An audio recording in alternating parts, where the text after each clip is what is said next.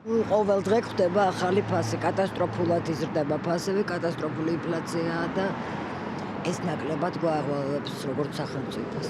ძალიან იზრდება და ჩვენ ვერ ვეწევით ნამდვილად. როცა წამალ-დამოკიდებული ხარ პენსიონერი და თან ცოტა საჭმელიც ხო უნდა ჭამო, თითქმის არაფერში არ ყოფნის. რა ვიცი, აბა რა გითხრა დედიკო, პენსია არ კი მოამატეს, მაგრამ ჩვენ არაფერში არ ყოფნის და თუ იქნება საშუალება და ცოტას მოგვიმატებენ, ძალიან გაგვიხარდება.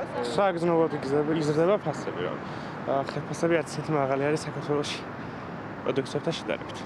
ნამდვილად იზრდება. აი 2 წლის წინანდელთან შედარებით ყველაფერმა აიწია, რავი. სამწუხაროდ 90-იანებიდან მოყოლებული ვერ დაალაგდა ისეთი სიტუაცია, რომ შესაბამისობაში მოვიდეს ხალხის ხელფასები არსებულ რეალობასთან. ჯერჯერობით სამწუხაროდ ისევ მაგ რეალობაში ვართ.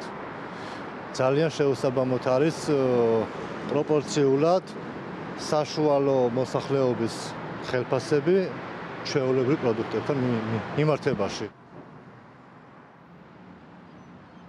არა, რამდენად არის გაზრდილი, მაგას ვერ გეტყვი, მაგრამ გაზრდილი რო არის, ნამდვილად არის. და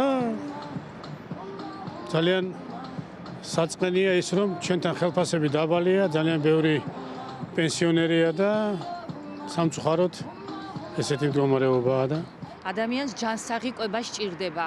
როდესაც მაგალითად ბაზარში შედიხარ, შენი ხარიხს უყურებ, ხარისხით უნდა აირჩიო, მაგრამ არის ადამიანი ფასით ირჩევს, ეს საშინელებაა. პირდაპირ საშინლად მოქმედებს როგორც ნერვულ სისტემაზე, როგორც ჯანმრთელობაზე, შინაგანი, ასევე აი კატასტროფა არის დღეს.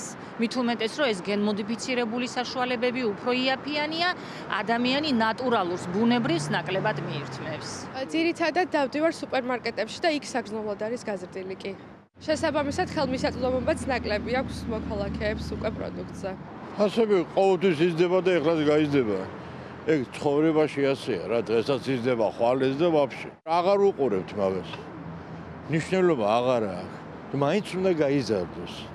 და რომ იზრდება, ჩვენ რა შეგვიძლია? თქვათ რატო იზრდება? რა გვეშველება? არაფერი.